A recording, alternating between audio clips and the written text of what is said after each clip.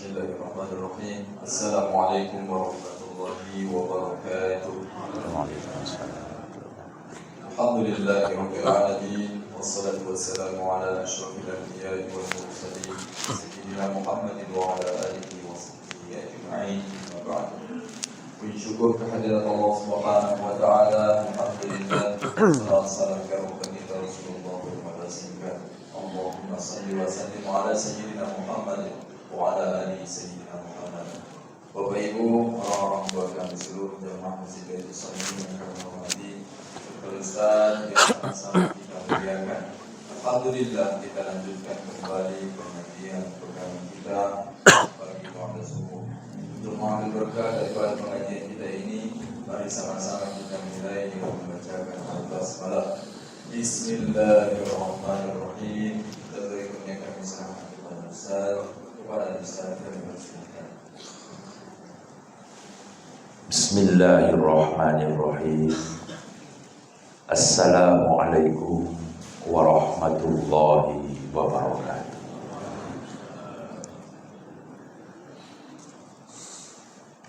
Alhamdulillah. Alhamdulillahilladzi an'amana bi ni'matil imani wal islam. Hamdan wa syukran lillah. As-salatu ala rasulillah. Allahumma salli wa sallim wa barik ala Muhammad wa ala alihi wa ashabihi ila yaumil qiyamah. Amma Allah.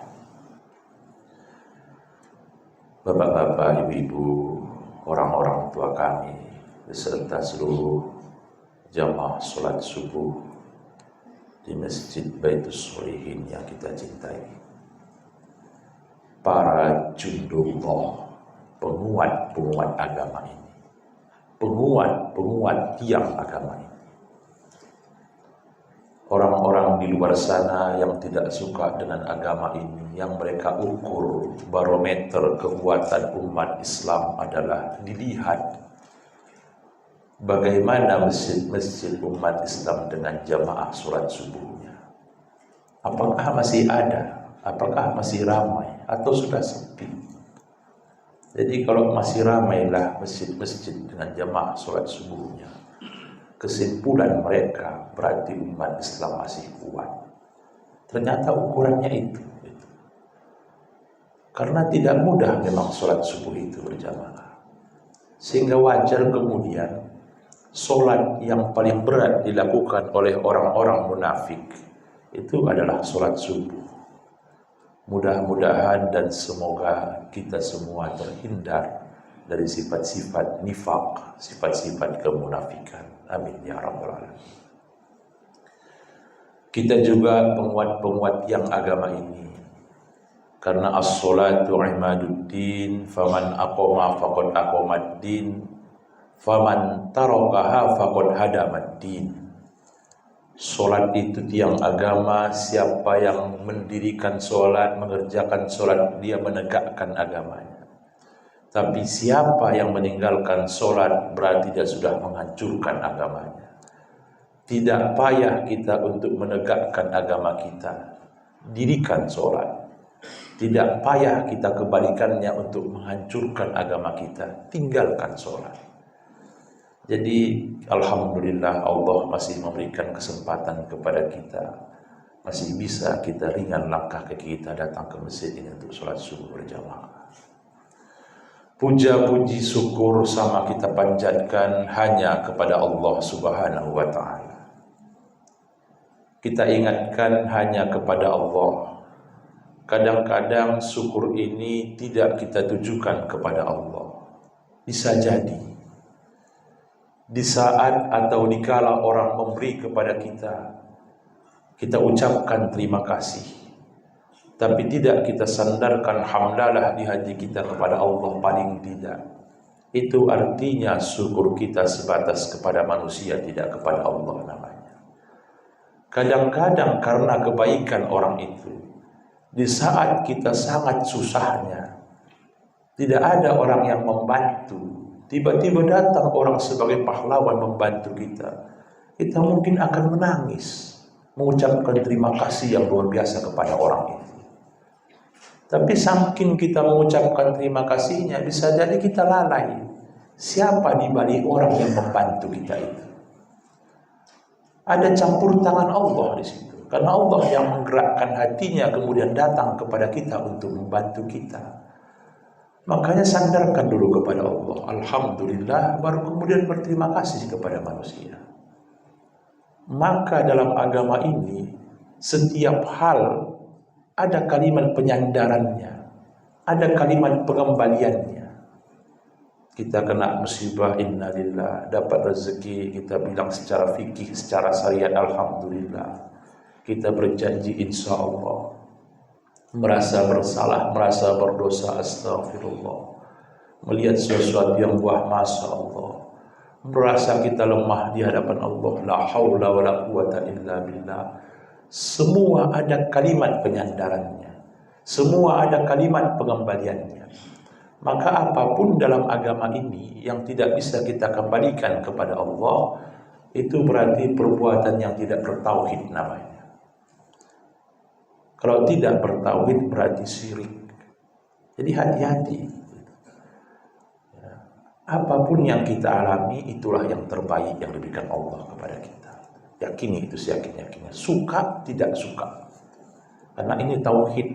Kalau nggak bisa kita kembalikan kepada Allah, cari ajalah yang lain, Tuhan yang lain yang memberikan ketentuan dalam hidup.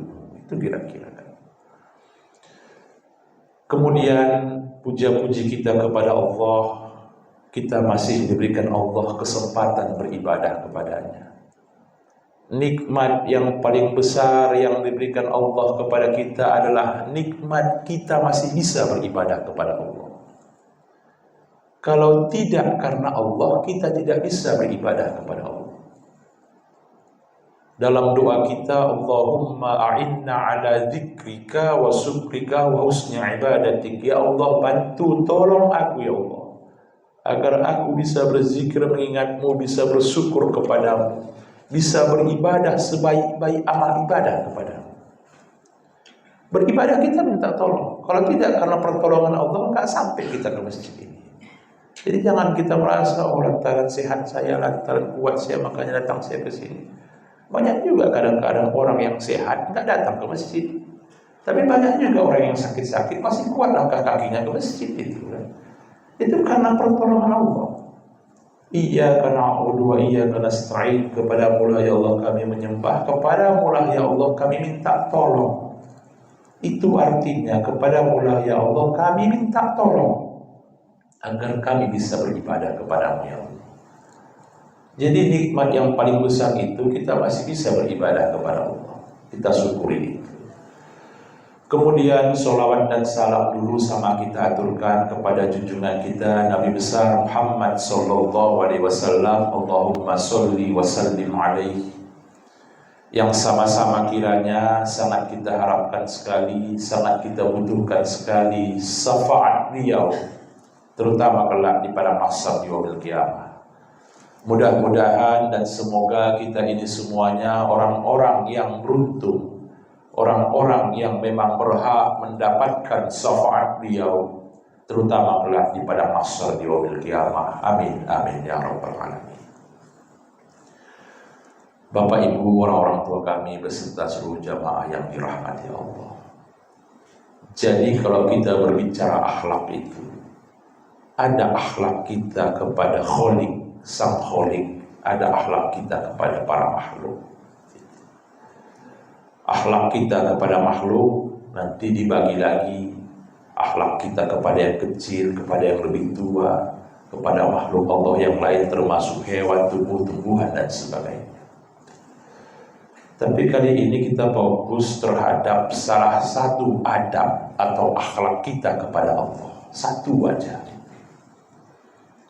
Apa salah satu adab atau akhlak kita kepada Allah? Ridho dengan ketentuan Allah. Itu adab kita, itu akhlak kita.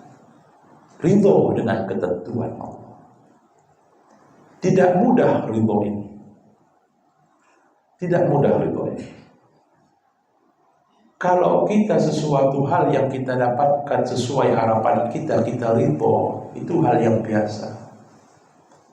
Tapi kalau kita mendapatkan sesuatu yang tidak sesuai dengan harapan kita, ekspektasi kita, masihkah kita bisa ridho kepada Allah? Jadi kadang-kadang memang agak berbeda orang memahamkannya, salah paham. Apa bedanya Ustadz ridho dengan ikhlas? Kalau ikhlas itu, kadang-kadang orang bilang gini, aku Ustadz, saya Ustadz ridho, saya Ustadz ikhlas dengan apapun yang ditentukan Allah dalam hidup saya. Ditimpakan Allah kepada saya musibah, saya ikhlas Ustadz. Itu nggak ikhlas, itu ridho. Tapi kalau kita beramal, beribadah, itu kalimatnya ikhlas. Nah, jadi berbeda dia. Terkait dengan ridho ini, dalam surah Al-Fajr ayat 27 sampai 30 disebutkan, ini akrab, sering kita dengar ini. Terutama kalau pemberangkatan jenazah. Ya ayyatuhan nafsul mutmainnah, irji'i ila rabbiki radiyatan mardiyah, fadkhuli fi ibadi wadkhuli jannati. Ini terkait ayat ridho. Wahai jiwa yang tenang, irji'i, mutmainnah itu jiwa yang tenang. Irji'i ila rabbiki radiyatan mardiyah. Datanglah kepada Tuhan dengan ridho dan diridhoi. Ini panggilan yang paling indah, panggilan yang kita tunggu-tunggu ini. Karena nggak semua orang dapat panggilan ini. Yang dapat panggilan ini siapa? Yang nafsul mutmainnah, yang jiwanya sudah tenang. Jadi nafsul mutmainnah itu jiwa yang tenang. Karena nafsu itu banyak, ada nafsu lawamah, nafsu amarah dan sebagainya.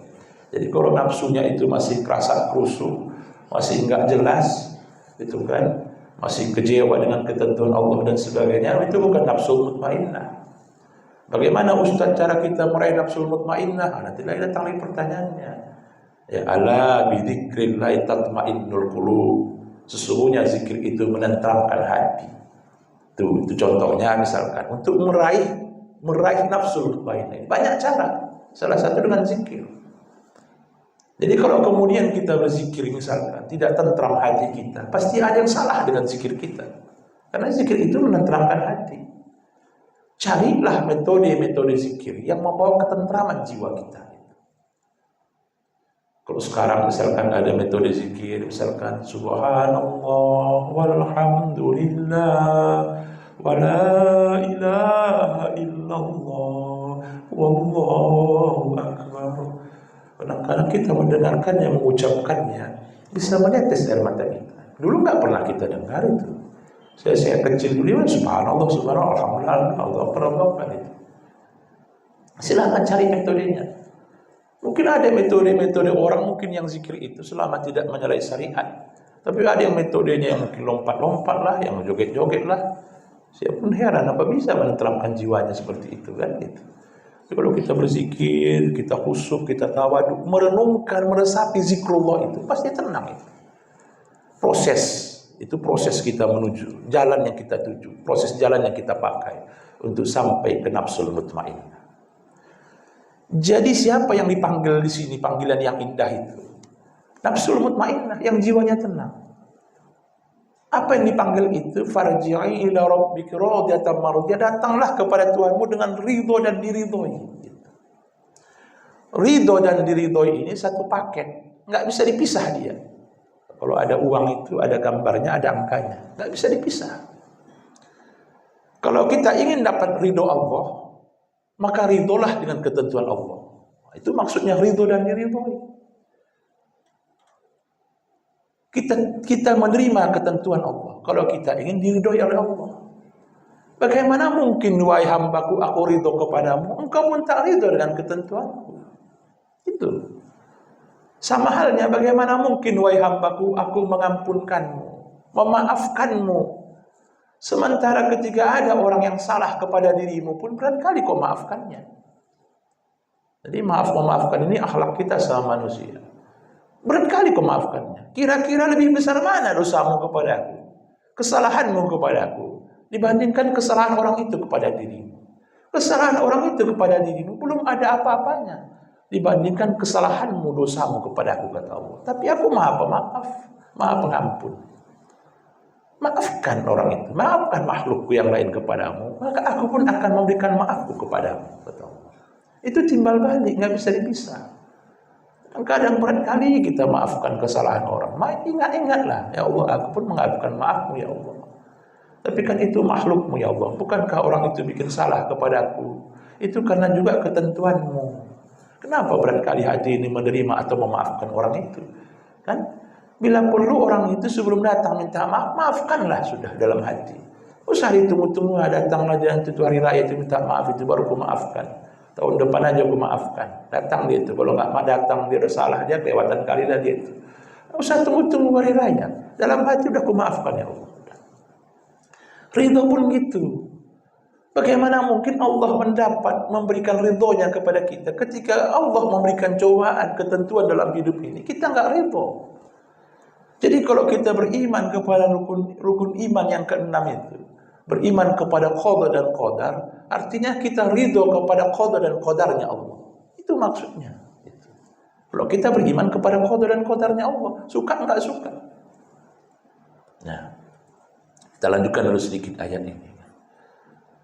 Ya, fadkhuli fi ibadi. Masuklah ke dalam golongan hamba-hambaku, kata Allah. Siapa yang masuk ke dalam golongan hamba Allah ini? Orang yang ridho dan diridhoi. Kalau orang itu belum ridho dan diridhoi, jangan harap dia akan diklaim sebagai hamba Allah atau mengklaim dirinya sebagai hamba Allah. Itu yang kita katakan tadi. Kita tak ridho dengan ketentuan Allah. Udah cari aja lah ketentuan Tuhan yang lainnya gitu. Kita mengklaim saya hamba Allah, tapi kita tak ridho dengan ketentuan Allah. Orang yang ridho dengan ketentuan Allah tadilah kemudian dipanggillah, masuklah ke dalam golongan hamba. Titel yang paling tinggi, makom yang paling tinggi yang diberikan Allah kepada hambanya adalah Abdullah, hamba Allah. Jadi kalau di dunia ini ada titel profesor, doktor, jabatan itu presiden kah, raja kah, ratu kah, sultan kah, dan sebagainya. Tapi yang paling tinggi levelnya itu adalah Abdullah. Diterima Allah kita sebagai hambanya. Tidak mudah kita diterima Allah sebagai hambanya. Kadang-kadang kita merasa sebagai hamba Allah Abdullah. Tapi ternyata kita bukan Abdullah di hadapan Allah, bukan hambanya. Sama halnya banyak kita orang yang terpandang di muka bumi ini, di hadapan Allah nggak ada apa-apanya. Sama halnya kebalikannya, banyak kita lihat orang yang kesannya hina-hina di muka bumi Allah ini. Tapi makomnya luar biasa di hadapan Allah. Sangat mulia di hadapan Allah. Jangan-jangan kita merasa sebagai hamba Allah, tapi kita bukan Abdullah, hamba Allah. Nah, bagaimana kita biar menjadi hamba Allah tadi? Ridholah dengan ketentuan Allah. Kemudian wadkhuli jannati. Masuklah ke dalam surgaku. Siapa yang dipanggil masuk ke surga Allah ini? Hamba Allah. Siapa hamba Allah? Yang ridho dan diridhoi. Gitu. Jadi jangan harap kita masuk ke surga Allah, dipanggil masuk ke surganya, sementara kita bukan hamba Allah. Ya, surga ini silahkanlah kita persepsikan bagaimana. Ya, surga itu kan ustadz yang penuh dengan kenikmatan yang macam-macam gitu. Tapi sesungguhnya puncak surga itu adalah liqa Allah, bertemu dengan Allah yang menciptakan surga itu. Itu surga yang paling tinggi. Kira-kira ada lukisan, kita lihat lukisan itu indah, mungkin lebih senang kita jumpa siapa yang bikin ini. Kira-kira ada orang beri bantuan kepada kita, dapat bantuan, senang kita, tapi siapa yang bantu? Ketika kita jumpa senang kita, karena kita ingin mengucapkan terima kasih. Maka sesungguhnya surga yang paling hakiki itu adalah liqa Allah, bertemu dengan Allah. Maka kadang dalam kajian-kajian tasawuf itu ada dikatakan, kelak orang itu masuk surga, mudah dia masuk surga, kan? Tapi orang-orang yang di surga yang banyak ini, kemudian tertanya-tanya, mana yang menciptakan surga? Aku belum jumpa, tapi sudah kita nikmati surganya. Masuk kita ke rumahnya, mana tuan rumahnya? Gitu. Mana yang ahli surga? Mana yang punya surga? Mereka nggak bisa ketemu dengan yang punya surga. Karena tujuan mereka kepada surganya, makhluknya, bukan kepada yang menciptakan surga. Akhirnya antri untuk ketemu sama yang menciptakan surga Allah. Hanya orang-orang tertentu yang bisa ketemu dengan yang menciptakan surga. Karena tujuannya memang liqa Allah. Kalau kita bertemu dengan Allah, maka kita akan, kalau kita mengharapkan ridho Allah, apapun akan dikasih oleh Allah. Sama kita dengan anak kita ridho dengan anak kita, karena anak kita baik. Apapun akan kita kasih. Mungkin nggak kita tanya, ya mak minta ya mak 100.000 mak. Nah kita kasih. Mungkin nggak kita tanya untuk apa ini. Karena kita tahu yang 100.000 pasti dipakainya untuk hal yang bermanfaat. Tapi kalau ada anak kita nggak jelas minta ya 50.000 untuk apa? Kau mau beli apa? Apa tujuan ini? Nah, gitu kan? Itulah kalau kita sudah mendapat ridho Allah. Bisa jadi belum kita minta Allah sudah menyediakan untuk kita. Maka cari ridho Allah. Bagaimana kita mencari ridho Allah? Ridho dulu dengan ketentuan Allah. Itu akhlak kita. Jadi bagaimana tanda-tandanya kita sudah mendapat ridho Allah? Ini biar kita pahami dulu. Apa tanda-tandanya kita sudah mendapat ridho Allah? Yang pertama itu, setiap kita bikin kebaikan, makin bertambah kebaikan kita. Itu menunjukkan yang pertama Allah ridho dengan kita. Kebaikan apapun di depan mata kita, kerjakan, laksanakan. Karena Allah menginginkan bertambah kebaikan kita. Jangan kita tolak. Apapun itu. Karena satu hal yang harus kita paham. Kita tidak tahu dari sisi kebaikan mana kelak yang kita kerjakan yang mengantarkan kita ke surga. Dari sisi kebaikan mana yang kelak yang kita kerjakan yang melapangkan kita di kubur. Kita nggak tahu. Begitu banyak amal ibadah kita lakukan yang besar-besar, yang hebat-hebat, yang kita nilai pahalanya luar biasa. Jangan-jangan bukan itu yang mengantarkan kita ke surga. Jangan-jangan kebalikannya, amal-amal besar yang kita kerjakan malah mengantarkan kita ke neraka. Kok bisa gitu Ustaz?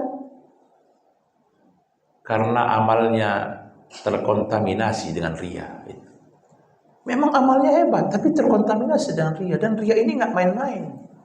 Riya ini termasuk kecil, kita tengok ini riya ini sepele kita ini, tapi dosanya masuk kategori syirik, dosa yang sangat besar. Syirik khafi, syirik yang tersembunyi. Kalau kita kemudian mencari Tuhan yang lain, kita sembah-sembah, zahir dia nampak, itu syirik yang nyata. Tapi ada syirik yang tersembunyi itu, yang tidak kalah juga besarnya dengan syirik yang nyata. Itulah dia riya. Jadi kadang-kadang amal-amal besar itu bisa jadi bukan itu yang mengantarkan kita kelak ke surga, kebaikan-kebaikan kita lakukan ini. Makanya ketika Rasulullah berkumpul dengan para sahabat, apa kata Rasulullah? Kelak yang pertama sekali disiksa itu sekelompok orang yang mati syahid. Kelak yang pertama sekali disiksa itu masuk neraka, itu sekelompok orang yang baca Quran, mempelajari Quran, memahami Al-Quran, bisa jadi menghafal Al-Quran. Kelak yang pertama sekali masuk neraka itu sekelompok orang yang dermawan, menyedekahkan hartanya untuk anak yatim, fakir miskin, para duafa, menginfakkan hartanya untuk masjid-masjid, rumah tahfiz, panti asuhan dan sebagainya. Aneh memang. Di mana anehnya? Pasti aneh. Keanehannya adalah harusnya mereka yang duluan masuk surga. Itu keanehan. Keanehan kita dan pertanyaan kita sama persis dengan keanehan dan pertanyaan para sahabat di kala itu. Ya Rasulullah, harusnya kan mereka yang duluan masuk surga ya Rasulullah. Iya, harusnya demikian. Tapi sekelompok mereka tidak demikian. Akan dipanggil oleh Allah, ditanya oleh Allah. Betul kau mati syahid karena aku? Betul ya Allah. Tidak, kau berdusta, kau berbohong. Kau mati syahid bukan karena aku. Tapi biar dipuji orang kau sebagai orang yang gagah berani di medan peperangan. Yang kemudian kau gugur, akan digelar orang kau sebagai pahlawan orang yang mati syahid. Balasanmu kepada manusia, karena kau mengharapkan pujian manusia. Tempatmu di neraka. Betul kau baca Quran, mempelajari Quran, memahami Al-Quran, atau mungkin menghafal Al-Quran karena aku. Betul ya Allah. Tidak, kau juga berdusta, kau juga berbohong. Kau melakukan itu biar dipuji orang kau sebagai orang yang alim di tengah-tengah masyarakat. Minta balasan kepada manusia, tempatmu di neraka. Betul kau mendermakan hartamu karena aku. Betul ya Allah. Kau mendermakan hartamu bukan karena aku. Tapi biar dipuji orang, kau orang yang baik, orang yang dermawan di tengah-tengah masyarakat. Minta balasanmu kepada manusia, tempatmu pun di neraka, kata Allah. Jadi banyak amal-amal besar itu enggak bawa kebaikan sama kita karena terkontaminasi dengan riya itu. Jadi sebetulnya ya, kalau kita riya itu berarti kalau kita cerita adab tadi tak ada akhlak kita kepada Allah. Ketika kita bilang la ilaha illallah, ya, itu artinya apapun yang kita lakukan itu karena Allah. Itu prinsipnya itu. Kan? Tapi kemudian niat kita bukan karena Allah, karena manusia. Jangan-jangan amal-amal yang kecil yang sudah kita lupakan, yang tidak pernah kita ingat, jangan-jangan itu kelak yang mengantarkan kita ke surga. Yang itu menjadi amal jariah kepada kita, melapangkan kita di kubur. Bapak ibu lagi berjalan-jalan di jalan, tiba-tiba nampak kita ada kaca, ada duri, ada paku di situ. Di jalan kita lihat paku bengkok lagi. Kalau kena kereta orang bocor banyak. Ada kaca, ada duri, kita ambil, kita pinggirkan. Atau kita melihat kalau kita pinggirkan pun tidak aman, karena di pinggir jalan pun orang lewat. Kita bawa, kita kantongi kaca paku duri itu untuk kita buang di tempat yang aman. Atau kita tanam, biar tidak ada orang yang memijatnya. Jangan-jangan ini yang mengantarkan kita ke surga, kita nggak tahu. Sepele kita.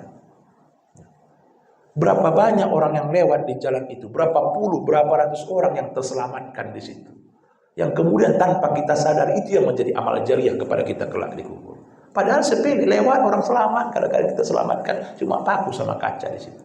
Enggak tahu kita. Hal-hal yang sepele. Rabbana ma khalaqta hadza batila. Tidak ada yang dijadikan Allah itu sia-sia. Ketika kita berjalan, pandangan mata kita tertuju kepada benda kecil tadi, paku, duri, kaca, itu enggak sia-sia dijadikan Allah. Pandangan mata kita itu begitu luas jalan itu. Kenapa tertuju mata kita itu ke paku atau duri itu? Itu enggak sia-sia. Karena Allah menawarkan kepada kita, kalau kau ambil ini banyak yang akan kau selamatkan. Kalau kau ambil ini, inilah sebetulnya jalanmu ke surga. Kalau kau ambil ini, inilah sebetulnya amal jariah kepadamu yang akan melapangkan kau di kubur. Kau terima enggak wahai hambaku tawaranku ini? Nah, itu kira-kira. Ketika kita ambil, kita buang ke tempat yang aman, berarti kita terima tawaran Allah. Tapi kita lihat dan kita tidak peduli itu, berarti kita sia-siakan tawaran Allah kepada kita, yang mungkin itu yang mengantarkan kita ke surga. Kita nggak tahu, maka bikin kebaikan, tambah terus kebaikan. Kan udah pernah kita ceritakan dulu kaji-kaji kita yang lalu itu, kan? Ketika Imam Al-Ghazali wafat, kemudian salah seorang sahabat beliau itu bermimpi. Dalam mimpinya ditanya oleh Allah Imam Al-Ghazali ini, "Hai Ghazali, kira-kira menurutmu yang menyebabkan kau masuk surga itu apa?" Jadi bilanglah sama Imam Al-Ghazali, seperti kita bilanglah kira-kira amal-amal kita. Itu kan ya, sholatku ya seperti kita lah, sholat. Puasaku, siangku seperti kita bilang siang, baca Quranku, zikirku, sedekahku, hajiku, umrohku, segala macam. Bukan, hai Ghazali. Bukan itu yang mengantarkan kau ke surga, bukan. Bukan. Lalu apa ya Allah? Ya.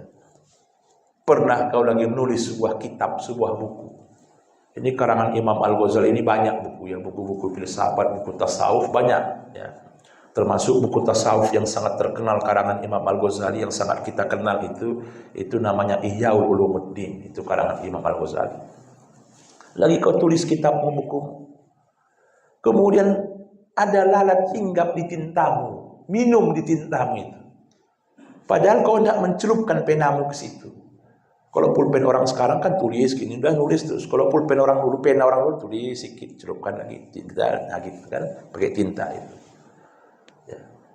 Kalau dulu tintanya orang dulu, mungkin dari perasan anggur, perasan anggur misalkan contohnya. Nah, kalau tinta sekarang itu diminum lalat, mati lalatnya. Kau lihat lalat itu minum di situ, kau biarkan lalat itu minum sejenak. Kau tahan penamu ini, kau lihat lalat itu. Setelah lalat itu pergi dari minumnya, baru kau celupkan penamu ke situ. Ini yang mengantarkanku ke surga. Kau sayang kepada makhlukku berupa lalat, aku sayang kepada dirimu. Ya. Ini jangan kita kaji dari luarnya dulu, Pak Buya. Nanti bisa kita gagal paham, salah paham, kan? Berarti ustaz kita ternak lalat aja lah rame-rame. Orang Imam Al-Ghazali satu lalat dia masuk surga kok. Itu kan. Makanya kajian itu harus terpadu antara kajian syariat dan hakikat. Itu harus sejalan. Kalau enggak kita bingung. Kajian fikih, kajian tasawuf, kajian syariat, kajian hakikat itu harus terpadu dia kita pahamkan. Nah, dalam konteks apa Imam Al-Ghazali membiarkan lalat itu minum? Itu beda. Itu kan? Kalau kajian kita fikih, kajian syariat, binatang-binatang yang berbahaya, binatang-binatang yang bawa penyakit, binatang-binatang mengerat, itu boleh dibunuh. Apa binatang-binatang yang bawa penyakit? Lalat, nyamuk, kecoa, itu kan? Itu boleh dibunuh. Apa binatang bahaya? Ular, kalajengking, lipan dan sebagainya, boleh. Itu secara syariat. Tapi ini konteksnya beda. Imam Al-Ghazali itu membiarkan lalat itu bukan dalam konteks lalat ini bawa penyakit, tapi lalat itu sedang kehausan dan minum. Itu konteksnya beda. Lihat konteksnya gitu. Kan? Ya, itu nggak akan bisa. Apa yang dilakukan Imam Al-Ghazali itu, kalau tidak dari lubuk hati yang paling dalam dari kebeningan hati, itu nggak akan bisa membaca situasi itu. Kebeningan hati kita yang bisa membaca situasi itu.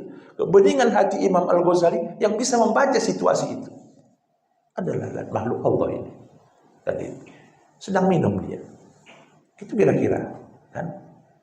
Karena ada cerita-cerita yang dulu yang kita dengar itu cerita pelacur itu yang ternyata dia punkan Allah dosa-dosanya ketika dilihatnya anjing yang kehausan minum, nggak bisa turun dia ke sumur saking hausnya anjing ini. Dilihat anjing itulah air di sumur itu. Tapi yang dijilatnya itu pasir atau tanah yang di atas sumur itu. Dijilat-jilatnya tanah itu pasir. Tapi dia membayangkan minum air itu. Saking hausnya anjing ini. Nampak pelacur itu turun dia, dibukanya sepatunya turun dia, diambilnya air pakai sepatunya, dikasihkan minum anjing ini. Hilang hausnya anjing itu, diampunkan Allah dosa-dosanya. Hal yang kecil kadang-kadang. Ada seorang waliullah namanya As-Sibli, sama ditanya, hai Sibli, yang menyebabkan kau masuk surga apa? Salatku, siamku, sedekahku, zakatku, hajiku, baca Quranku, zikirku dan sebagainya. Bukan. Tapi pernah kau lagi berjalan di malam yang gelap gulita, kau lihat ada anak kucing yang kedinginan, yang kelaparan, kau bawa kucing, kau bawa pulang anak kucing itu, kau selimuti, kau kasih makan. Ini yang mengantarkan kau ke surga, kata Allah. Maka kebaikan apapun, sekecil apapun di depan mata kita kerjakan, lakukan. Nah kita nggak tahu sekali lagi kebaikan mana kelak yang mengantarkan kita ke surga. Maka salah satu orang yang mendapat ridho Allah itu, Allah tetap memberikan jalan kebaikan kepada dirinya agar kebaikannya semakin bertambah itu. Nah, yang kedua, orang yang mendapat ridho Allah itu, orang yang di akhir hayatnya atau menjelang akhir hayatnya dibukakan Allah pintu taubat kepada dirinya, pintu ampunan kepada dirinya. Jadi jangan kita mengklaim kita ini udah baik kali, orang itu jahat, saya pasti juga matinya baik. Orang itu jahat, nanti pasti matinya juga jahat. Bisa jadi orang-orang yang jahat menurut kita akhir hidupnya baik. Bisa jadi orang-orang baik itu akhir hidupnya buruk. Kita nggak tahu. Sering kita mengatakan lebih bagus mana bekas penjahat daripada bekas orang baik. Kalau bekas orang baik jadi orang jahat, tapi bekas orang jahat jadi orang baik. Begitu banyak sampai kepada kita kisah-kisah yang dulunya orang jahat jadi baik di akhir hayatnya, yang dulunya orang baik jadi jahat di akhir hayatnya. Banyak. Ya katakanlah kisah-kisah sahabat yang dulunya rajin beribadah ke masjid, nggak pernah tinggal ke masjid. Tiba-tiba setelah itu dia cepat-cepat pulang dari masjid. Kenapa? Kata Rasulullah, karena sarung kami gantian dengan istriku. Ya Rasulullah, kalau aku lama-lama di masjid nanti istriku nggak sholat, maka aku cepat-cepat pulang. Seterusnya ya Rasulullah, doakan berilah aku jalan ya Rasulullah biar aku rajin ke masjid dengan istriku. Diberikan Rasulullah kambing, anak kambing. Kambing ini dipeliharanya besar-besar, dikawinkannya kambing ini. Punya anaknya makin banyak, ada ratusan. Jualnya kambing, dibelikannya unta, dipeliharanya unta, banyak, jadi banyak untanya. Akhirnya nggak pernah nampak di masjid lagi. Mula-mula masih sekali seminggu, sekali setahun, akhirnya nggak pernah nampak lagi. Ketika dimintakan sama sahabat ini, zakatnya. Kenapa harus saya keluarkan zakatnya? Ini kan hasil usaha saya sendiri, kata Sa'labah. Dan orangnya baik, rajin. Tapi ketika dengan harta ini rusak itu. Kan rusak kehidupannya. Banyak orang yang rusak gara-gara dunia memang harta itu. Ya dulu ada orang sebagai ahli ibadah itu zikir aja beramal. Tiba-tiba datang orang ngasih tahu, oh Tuan Syekh, gitu kan? Itu ada di sana itu pohon disembah orang. Tuan Syekh harus turun tangan. Oh iya, diambilnya kampak, pergi dia ke pohon itu. Di tengah jalan dicegat sama seseorang, rupanya setan. Mau kemana Bapak bawa kampak yang tajam ini? Itu mau nebang pohon itu. Ngapain nebang pohon itu? Kata setan ini. Iya, orang udah nyembah pohon itu, udah syirik sama Allah. Ya, ngapain lah capek-capek nebangnya, kata setan ini. Baguslah Tuhan beribadah aja, beramal. Berapa rakaat sudah tertinggal sholat Tuhan, berapa ribu kali zikir Tuhan tertinggal, gara-gara mau nebang pohon itu. Kan lebih banyak pahalanya Tuhan itu sholat, berzikir. Kan tenang, ngapain capek-capek, beramal aja lah. Kata setan ini, enggak bisa. Saya harus menebang pohon itu karena itu sumber kemusyrikan. Saya enggak ingin orang syirik kepada Allah. Akhirnya dicegat sama setan ini ceritanya. Begaduh dia sama setan ini.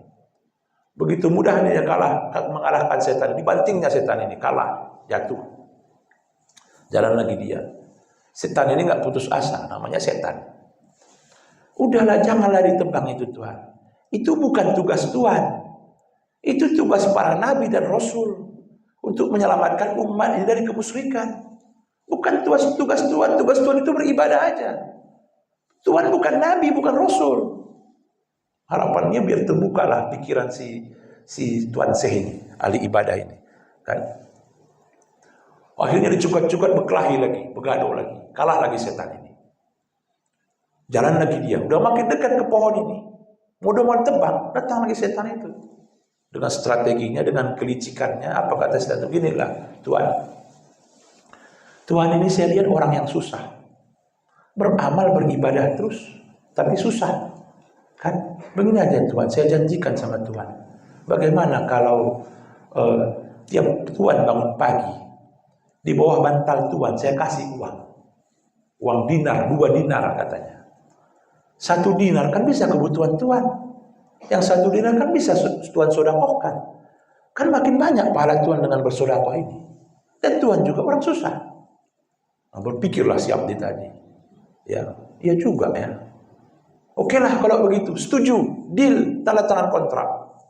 Nah, tanda tangan kontrak, tidak jadi nebang pohon, uang 2 dinar, uang dinar itu uang emas itu. Ya, akan di bawah bantalnya setiap bangun pagi. Pulang dia. Bangun pagi bukanya bantalnya, ada uang. Oh, ternyata memang menepati janji dia. Dia nggak tahu sebetulnya itu setan. Hari kedua dibukanya ada, hari ketiga ada, hari keempat nggak ada, hari kelima nggak ada. Ini nggak beres ini, nggak nepati janji nih. Diambilnya lagi kampaknya, mau ditebangnya. Jumpa lagi sama setan itu. Ya kenapa kamu nggak mencegah aku? Ya akhirnya mau ditebangnya juga, begaduh juga terhadap sama setan itu. Begitu mudah setan itu kalahkan dia, dibanting setan itu. Dan akhirnya kalah dia, pulang dia. Tapi sebelumnya ditanya sama orang ini, kenapa kemarin aku begitu mudah mengalahkanmu? Tapi sekarang kau begitu mudah mengalahkan aku. Yang pertama, yang kedua dulu kau pergi itu karena Allah. Malaikat-malaikat semua di belakangmu. Tapi kalau ini kau pergi itu karena nafsu duniamu. Itu. Baik awalnya, tapi niatnya terakhir tidak baik. Banyak kisah-kisah. Termasuk satu lagi itu, mungkin pernah kita dengar kisah ini.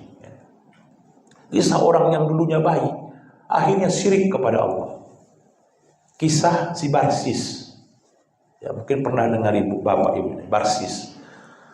Barsis ini ahli ibadah. Ibadah terus kerjanya. Enggak bisa digoda setan. Terakhir diadakanlah kongres setan, rapat besar, musyawarah besar para setan. Dipimpin oleh iblis. Ya, juru tulisnya Jin Ifrit. Nah, Jin Ifrit ini panglimanya itu. Oh, wahai anak buahku semuanya, itu ada sial itu di sana, itu si Barsis itu. Itu payah kali kita menggodanya, nggak bisa kita goda. Siapa di antara kalian yang bisa menggodanya akan kuberikan hadiah. Kata si raja setan, si iblis ini. Apa kata jin Ifrit? Saya Tuan, saya akan menggodanya. Tunggu aja kabar baiknya Tuan. Bagaimana caranya engkau menggodanya? Menghancurkan dia. Udah, gak usah banyak cakap Tuan. Tunggu aja kabar baiknya. Udah, serahkan sama saya. Gampang itu urusan itu aja kok. Katanya. Udah, bubar. Rapat bubar. Mainlah si jin Ifrit ini, panglimanya setan ini. Waktu itu ada seorang putri raja, sangat cantik jelita. Putri raja satu-satunya. Akhirnya datanglah si setan ini. Nah, disakitkannya lah putri raja ini. Ya. Jadi sakit itu kan sering kita katakan ada sakit medis, ada non medis. Itu kan. Kalau sakit medis datang kita ke dokter. Kalau sakit non medis ini yang susah. Rasulullah pun pernah kena sihir. Itu ya. Jadi guna-guna itu memang ada. Teluh-teluh kita bilang santet dengan beda-beda istilah di Arab itu ada memang gitu. Ya. Nah, karena ada setan, ada jin yang memang menjadi pesuruh-pesuruh para dukun-dukun itu ada. Nah, sakitlah. Dibawa raja inilah berobat ke sana kemari, segala macam tabib itu, nggak sembuh-sembuh. Datanglah setan ini, padahal dia yang bikin sakit. Tuan Raja, mohon maaf Tuan Raja, saya dengar putri Tuan Raja sedang sakit. Iya, begini Tuan Raja. Kemanapun Tuan Raja bawa putri ini nggak bakal sembuh. Yang bisa mengobati Tuan Putri ini itu si Barsis. Itu yang di atas gunung sana itu, yang ahli ibadah itu. Dia yang bisa mengobatinya. Minta tolong sama si Barsis, biar doakannya sama Allah, biar sembuh Tuan Putri. Bawalah sana Tuan Raja. Dibawalah Tuan Putri ini. Sampai di Barsis, di hadapan si Barsis ya. Barsis, tolonglah obati putri saya ini. Sudah saya berobat kemana kemari, kesana kemari nggak sembuh juga putri saya ini. Insya Allah Tuan Raja kita serahkan sama Allah. Diobati sama si Barsis segala macam. Udah kasih minum obat-obat yang lain. Tunggu beberapa lama ada kurangnya, udah mulai sembuh, balik ke istana. Ya, terima kasih Barsis, alhamdulillah anak saya sudah sembuh, balik ke istana. Beberapa hari setelah sembuh, kumat lagi penyakitnya. Dibikin setan ini. Itulah pandainya setan ini. Datang si setan ini lagi kepada Tuan Raja. Tuan Raja, saya dengar putri sudah sembuh, tapi kumat lagi penyakitnya. Tapi udah berobat ke si Barsis Tuan Raja. Iya. Begini Tuan Raja, sebetulnya nggak bisa berobat ke si Barsis satu kali. Harus berulang-ulang. Bila perlu Tuan Putri tinggal di sana, biar rutin diobati si Barsis. Pergi lagi Tuan Raja itu. Wahai Barsis, ini putriku kumat lagi. Sepertinya ini harus tinggal di sini biar diobati rutin. Tolonglah Barsis. Kami ini jauh ke sini di atas gunung ini, berhari-hari perjalanan. Izinkanlah putri saya tinggal di sini untuk diobati. Jangan Tuan. Tuan Raja, saya tidak mau. Saya ingin fokus beribadah. Betul dibilang. Nah, tolonglah Barsis, dibujuk-bujuklah terus. Baiklah Tuan Raja. Ini kan amal juga bagimu. Itulah dibujuk-bujuklah ini sama Tuan Raja dengan pengikut-pengikutnya. Tapi Tuan Raja satu syaratnya. Jangan satu rumah dengan saya. Bangunkan rumah yang lain. Nah, baiklah kalau Tuan Raja udah semua pengawal-pengawal gotong royong bangunkan rumah. Siap satu hari. Nah, pulang Tuan Raja. Nah, diobatilah sama si Barsis. Diobati. Nah, suatu saat setelah diobati, udah malam, terbukalah jendela Tuan Putri ini. Kamarnya. Terpandang sama si Barsis. Ya mohon maaf Bapak Ibu sekalian, kan tergoda si Barsis. Dikerjainya lah Tuan Putri ini. Dah diperkosanya. Kena dia dosa satu. Akhirnya dikerjakannya satu kali, ketagihan berulang-ulang, terus dikerjakannya. Hamillah Tuan Putri ini. Datanglah si setan tadi ke situ. Udah tahu jadi hamil ini setan ini. Barsis, mana Tuan Putri? Udah sembuh. Ya. Itu ada di kamar agak takut-takut juga. Ya apa kok takut-takut ini? Mana Tuan Putri? Coba aku tengok dulu. Dipaksakan si setan inilah datang menyamar jadi manusia. Tengoklah Tuan Putri ya. Ini perutnya kok besar ini. Ini pasti ada apa-apa. Ini pasti kau yang mengerjai ini. Nggak ada orang lain di sini. Tuh. Iya katanya. Hati-hati kau. Ini kau kerjai. Kau tujuan kau mengobati bukan menghamili Tuan Putri. Kalau ketahuan raja ini kok dihukum mati nih. Itu. Kok mau selamat enggak? Maulah, gimana aku selamat? Gampang kalau kau mau selamat. Bagaimana caranya? Kau bunuh aja Tuan Putri, katanya. Dah, kau bunuh aja. Udah kau bunuh, kau tanam. Dan janganlah ya, kau mau mati enggak? Kau mati atau Tuan Putri? Itu kan? Terus kalau ditanya Tuan Raja gimana? Kata si Barsis ini, ya gampang aja alasannya. Bilang aja, pura-pura kau nangis di depan Tuan Raja. Kau bilang aja, Tuan Raja, selama ini saya sudah berusaha semaksimal mungkin mengobati Tuan Putri, tapi ternyata takdir Allah berkata lain. Ternyata meninggal, berpulanglah ke rahmatullah Tuan Putri ini. Itu pasti legowo, lapangnya hati Tuan Raja menerimanya itu. Karena memang awalnya pun Tuan Putri sudah sakit. Oh iya juga ya, betul juga ini. Udah, dibunuhnya lah, dicekeknya Tuan Putri, dibunuhnya. Habis itu ditanamnya, diperkosanya, dizinainya, dibunuhnya. Padahal ahli ibadah ini, tanamnya. Habis itu datanglah Tuan Raja ke situ. Beberapa saat kemudian, Barsis, gimana keadaan putri saya? Udah sembuh enggak? Nah, pura-pura lah menangis si Barsis ini. Menangis jari-jarinya. Maaflah Tuan Raja, maaf yang sedalam-dalamnya.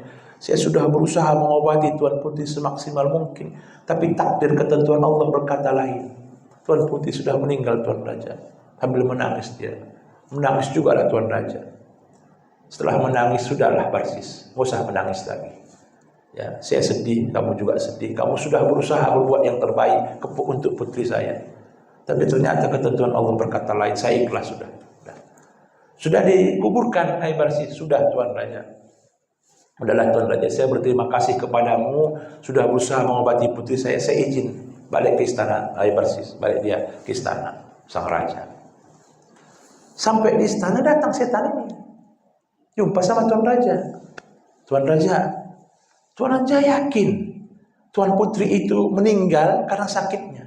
Pastikan dulu Tuan Raja, tengok betul-betul. Jangan. Itu kan? Itu. Apa iya? Masa kamu kucurigai itu si Barsis yang baik itu? Kan itu. Ya, periksa dulu Tuan Raja, lihat baik-baik. Paling tidak melihat yang terakhir lah, walaupun sudah dikubur, kan? Tuan Putri. Balik lagi Tuan Raja ke sana dengan pengawal-pengawalnya. Ya. Dimintalah digali kuburannya. Digali kuburnya, perutnya besar, di lehernya ada bekas cekikan. Nah, bilanglah sama setan ini kok apa ini? Para setan tadi nyuruh bunuh. Ini kok apa? Kenapa ada bekas cekikan ini? Kenapa perutnya besar ini? Jangan-jangan kau bunuh ini, bukan mati karena penyakitnya. Oh ini marah Tuan Raja, tangkap si Barsis, bawa ke istana, hukum mati. Dibawa ke istana, pas mau dihukum mati, mau digantung, datang lagi setan ini. Hai Barsis, mau tidak aku selamatkan kau yang terakhir kali? Tolonglah selamatkan aku nggak mau mati. Udah kau tundukkan aja kepalamu kepadaku, kata si setan ini. Akhirnya ditundukkannya kepalanya. Akhirnya si setan itu berlari. Aku pun takut kepada Allah, katanya. Hampuslah kau mati dalam keadaan musyrik, wahai Barsis. Akhirnya dihukum matilah si Barsis itu dalam keadaan dia tunduk kepalanya kepada setan itu. Jadi makanya kita minta agar kebaikan itu senantiasa dijaga Allah dalam kehidupan kita. Rabbana la tuzigh qulubana ba'da idh hadaitana. Ya Allah, jangan lagi kau gelincirkan hati kami ya Allah setelah Engkau berikan hidayah petunjuk kepada kami ya Allah. Ya. Yang ketiga, jadi tadi pintu tobat terbuka kepada orang itu kalau dia memang masih diridhai oleh Allah. Senang dia berbuat kebaikan. Tadi bertambah kebaikannya, ini senang dia berbuat kebaikan. Itu tanda ridho Allah. Kira-kira kita datang ke masjid ini senang enggak kita, gitu kan? Ada enggak beban? Oh saya senang. Kalau saya enggak sholat di masjid, seperti ada saya ini yang tertinggal, yang hilang dalam kehidupan saya. Itu kan bahagia kita bikin kebaikan. Ketika ada orang susah, kita tolong, kita bantu dengan harta yang kita miliki. Ada enggak beban sama kita? Karena ada orang itu. Begitu setelah dia membantu orang, menolong orang, lapang hatinya, bahagia dia. Bukan susah. Ada orang itu alau, masih orang ini aja pun yang ku bantu, bikin susah aja, kan gitu kan? Ada orang itu kan? Tapi dia enggak. Ketika ada di hadapan matanya kebaikan itu, dia senang mengerjakannya. Kebaikan sekecil apapun bahagia dia mengerjakannya. Tidak jadi beban kepada dirinya. Jadi kalau kita sholat itu masih jadi beban kepada kita, Itu masih cerita sholat itu sebagai kewajiban. Tapi kalau sholat itu sudah tidak menjadi beban kepada kita, sudah senang kita mengerjakannya, amal-amal kebaikan, itu seakan-akan sudah menjadi kebutuhan kepada kita yang harus kita kerjakan. Jadi termotivasi dia terus bikin kebaikan dan senang dia bikin kebaikan. Nah, yang berikutnya itu orang senang sama dia. Itu tanda-tanda orang itu mendapat ridha Allah. Disukai orang dia. Asal orang jumpa sama dia, senang orang. Pingin orang jumpa sama dia. Karena kebaikannya, orang teringat karena kebaikannya. Kira-kira kita ini disenangi orang atau enggak gitu kan? Coba kita introspeksi diri. Kadang-kadang ada orang itu, begitu kita datang sana itu datang, yuk video lah gitu kan. Karena kita udah tahu sifatnya. Jangan dekat-dekat sama si anu itu. Itu hati-hati, kau salah-salah cakap, kau sampaikannya macam-macam sama orang nanti, tukang fitnah itu, tukang gosip itu, macam-macam kan gitu. Ya, hati-hati kau jangan dekat-dekat ya, jangan dekat-dekat kau berkawan itu. Nah, gitu. Tapi ada orang itu, ada kan gitu kan, tapi ada orang itu dirindukan keberadaannya gitu. Senang orang.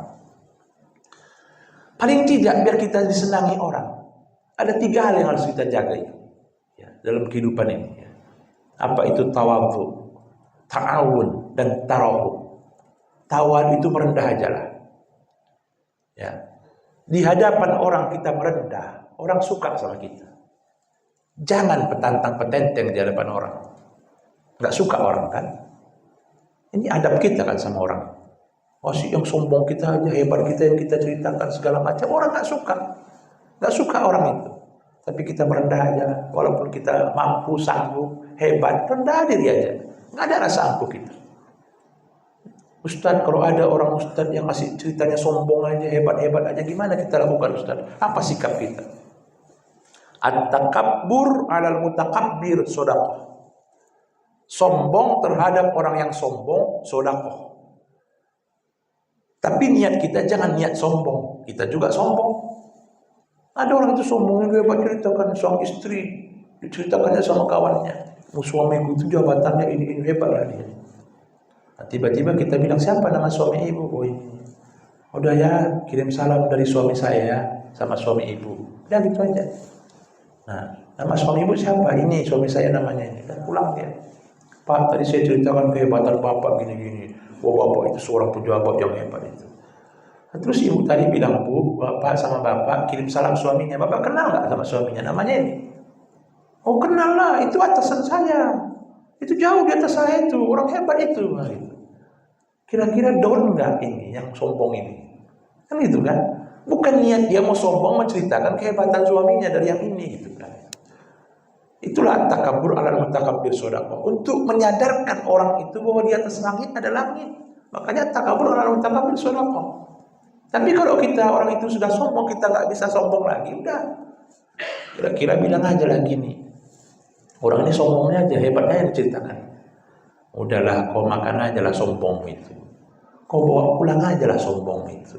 Nanti kau mati, dimakan cacing juga nih, kau balik juga nih kau tanah. Apa yang mau anggarkan di muka bumi Allah ini? Itu aja. Ya, itu aja lah kalimatnya, selesai itu. Itu kira-kira begitu. Jadi nggak usah lah kita hebat-hebat gitu. Kemudian yang kedua itu at-tarahum. Ya saling berkasih sayang. Ya. At-tarahum itu saling berkasih sayang. Ya. Laisa minna man lam yarham saghirana wa lam yu'azzim kabirana.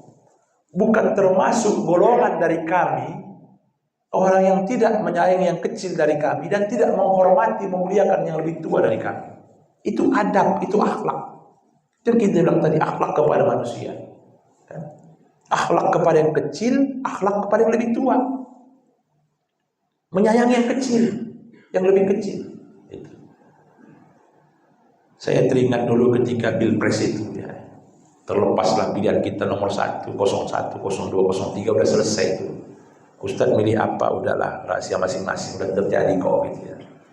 Cuman ada sisa-sisa dari Pilpres itu yang tetap saya ingat dari calon-calon itu gitu ya.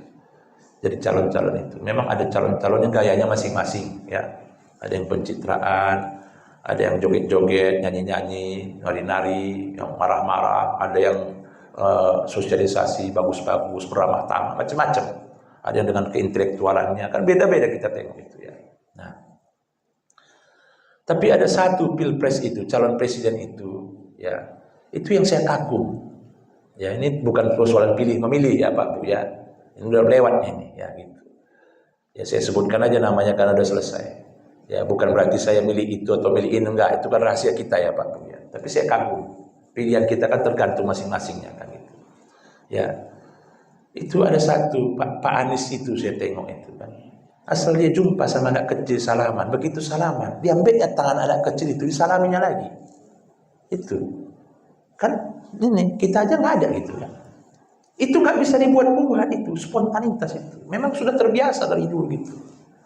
Kan kita biasanya dulu kalau kita masih masa kecil, kita menyalami yang lebih tua, kita cium tangannya.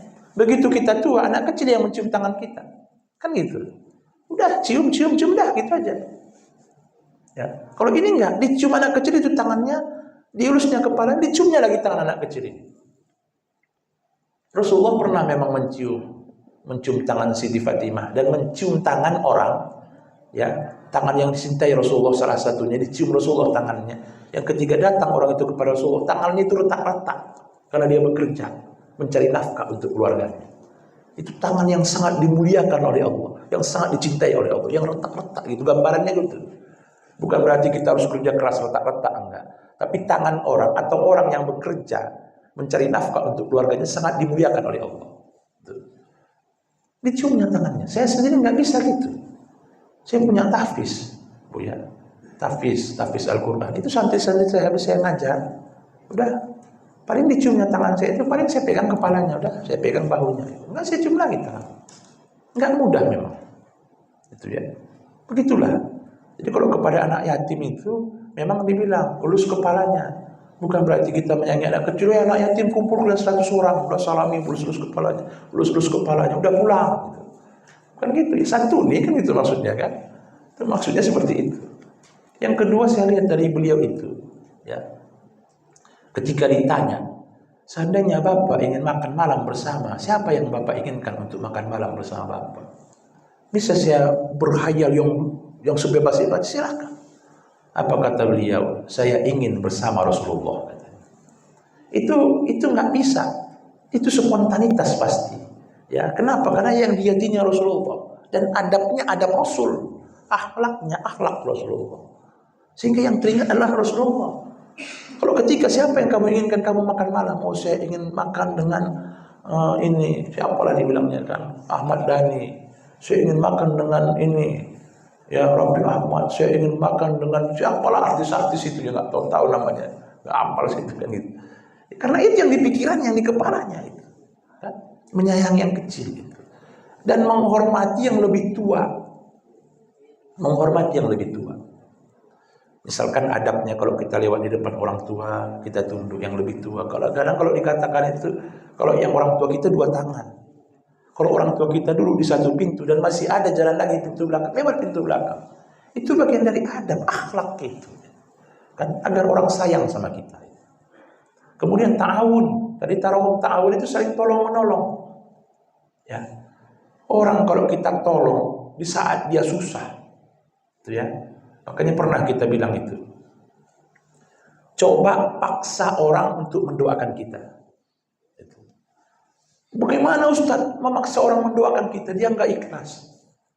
Apa kita tarik lehernya? Nanti kau sholat malam ya, kau doakan aku. Awas kalau nggak kau doakan, tahu aku nggak kau doakan. Bukan gitu. Tapi memaksa orang mendoakan kita, bikin kebaikan kepada orang itu. Ketika dia susah, kita tolong, kita bantu. Nanti tengah malam dia akan bangun, sholat tahajud, sholat hajat, akan berdoa, menangis, bermunajat di hadapan Allah. Ya Allah, baik kali Bapak itu. Baik kali ibu itu, ya Allah. Orang-orang dekatku, keluargaku tak ada yang menolong aku. Dia yang datang bantu aku, ya Allah.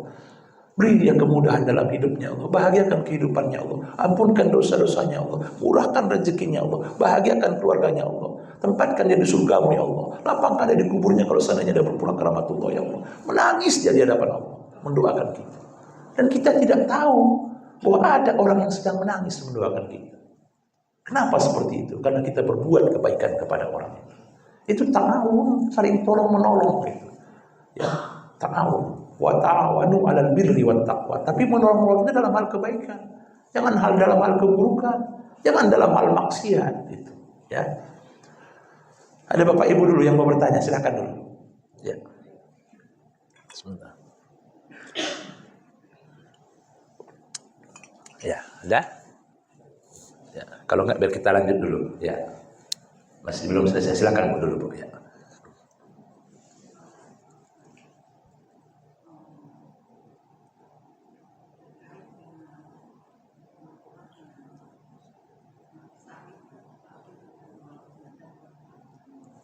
Ada yang benar ya?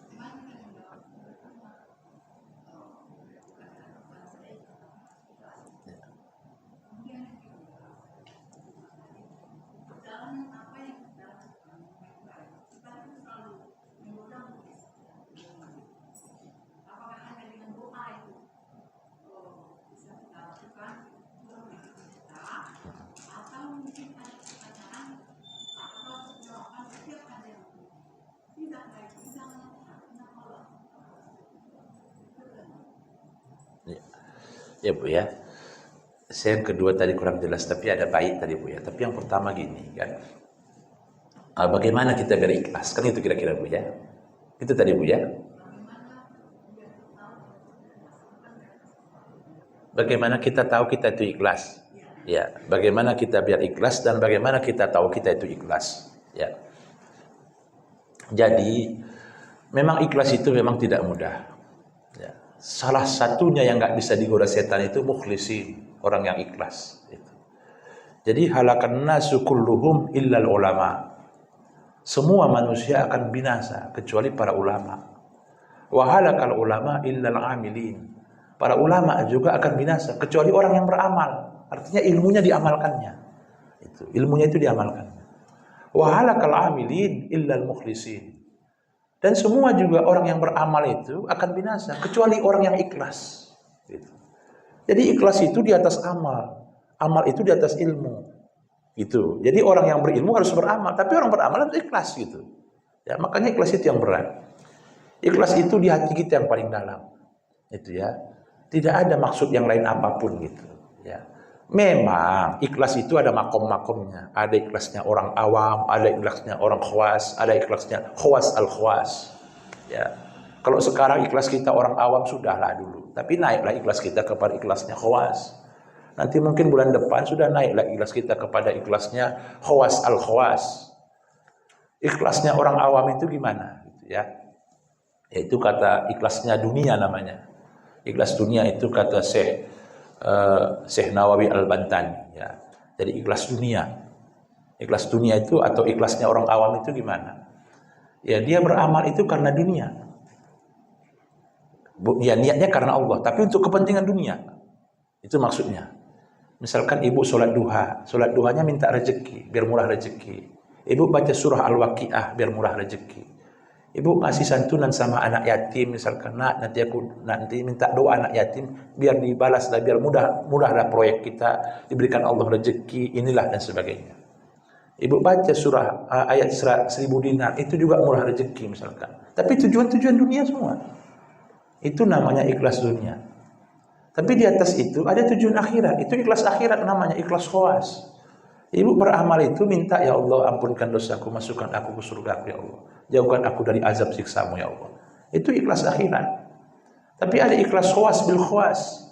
Ikhlas khawas bil khawas itu bukan karena dunia, kepentingan dunia, bukan karena kepentingan akhirat. Tapi bahwa dia beribadah hanyalah mengharapkan ridha Allah. Ada atau tidak ada surgamu itu ya Allah, aku beribadah kepadamu ya Allah. Itu bukan karena surgamu. Makanya ada seorang waliullah namanya dulu Ya, Syekh Abdul Aziz Ad-Dabbagh namanya itu ya. Seorang waliullah yang tercatat masuk neraka, di neraka tercatat dia masuk neraka. Tapi waliullah ini baik. Dia beramal, beribadah itu, tapi tercatat pula di neraka. Itu. Datang malaikat kepada Syekh ini. Wahai Syekh Abdul Aziz, ya, aku dah lihat catatanmu kau di neraka. Itu. Ngapain kau capek-capek beribadah? Dari neraka kamu, katanya. Apa kata Syekh Abdul Aziz ini, seorang waliullah ini, yang itu. Ya, itu nggak urusan saya. Andaikan saya di neraka, andaikan saya di surga, andaikan saya masuk neraka dan sebagainya, andaikan saya dengan amal saya nggak dapat pahala, itu nggak urusan saya. Tugas saya beribadah sama Allah. Wa ma khalaqtul jinna wal insa illa liya'budun, katanya. Udah, yang penting saya beribadah. Mau masuk neraka saya ditentukan apa? Yang penting saya beribadah kepada Allah hanya karena Allah, mengharapkan ridho Allah. Kata saya itu. Nah, terdiam malaikat itu. Nah, macam-macam gitu kan. Jadi mulailah kita ini makin meningkat usia kita, misalkan berusahalah makom kita itu makin tinggi, makom keriduan kita, makom keikhlasan kita itu makin tinggi maunya gitu ya. Jadi satu yang kita tanamkan setiap kali kita berusaha itu berbuat amal ibadah, tanamkan dalam diri kita, ilahi anta maksud wa ridhoka matlub. Engkaulah maksudku ya Allah dan hanya ridhomu yang ku minta ya Allah. Itulah kira-kira ya Bu ya.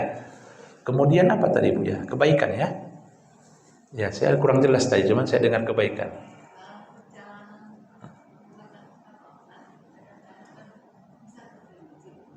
Bisa tergelincir. Ya, bagaimana kita biar tidak tergoda dengan setan. Ya, kita ini bukan orang yang maksum. Yang maksum itu Rasulullah. Satu. Ya, iman itu prinsipnya yazid wa yanqus, kata Imam Al-Ghazali. Iman itu naik turun.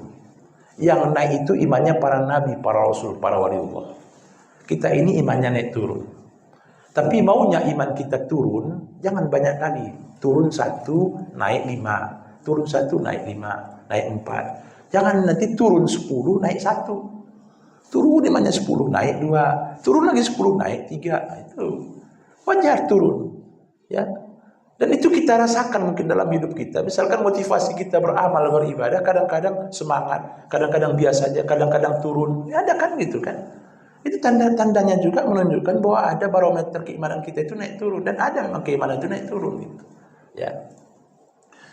Cuman bagaimana kita terus biar berbuat kebaikan, kita tidak tergelincir dengan sebuah kemaksiatan atau kejelekan misalkan. Ya. Setiap kita berbuat kesalahan, misalkan tentunya kan udah ada pintunya.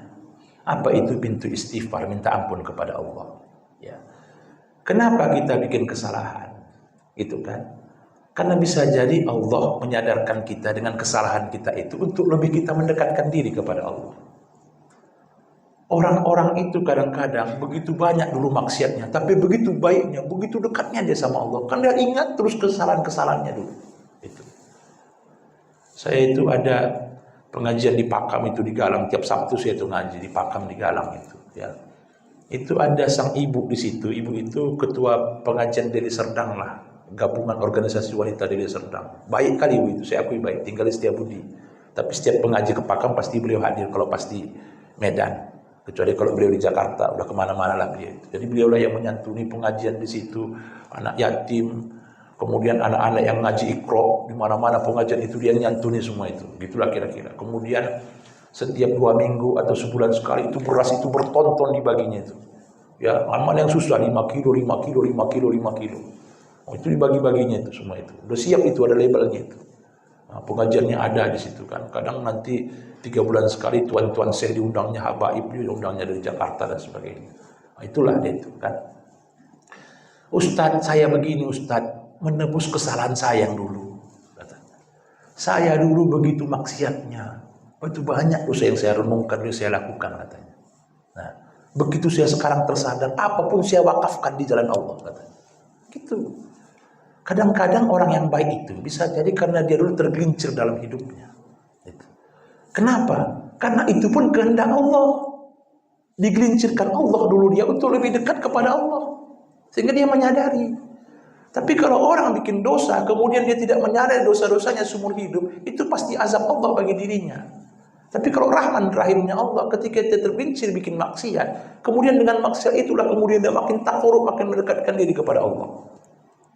Makanya berkali-kali kita katakan itu ya, dosa itu sudah diperbuat berapa puluh tahun yang lalu. Ingat terus agar termotivasi kita untuk bikin kebaikan. Karena itu motivasi kita bikin kebaikan. Tapi kalau yang namanya amal ibadah baru kita kerjakan saat ini, lupakan. Kebaikan itu langsung dilupakan. Jangan diingat-ingat. Karena kalau kita ingat-ingat, bisa jadi akan menimbulkan ria sama kita. Udah banyak kok kebaikanku dibandingkan Bapak itu nggak ada kebaikanku. Aku kebaikanku ini. Akhirnya kita berhitung kebaikan di hadapan Allah. Yang kedua, kita lupakan kebaikan itu untuk apa? Biar termotivasi kita bikin kebaikan yang baru. Itu. Lebih bagus kita merasa banyak dosa, tapi jangan bikin dosa.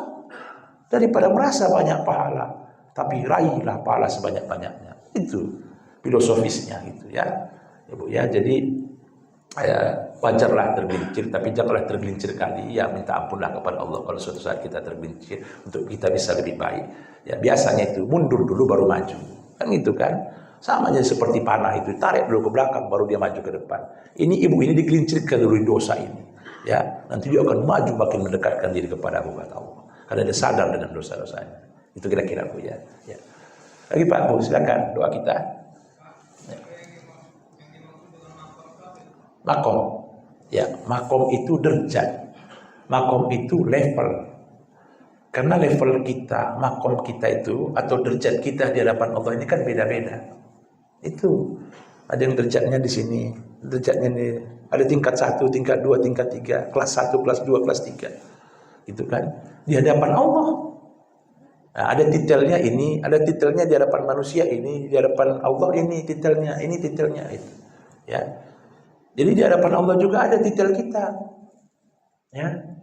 Titel kita itu diberikan kepada kita terkait atau tergantung amal yang kita istiqomahkan. Makanya berusaha istiqomah dalam buat kebaikan, dalam amal.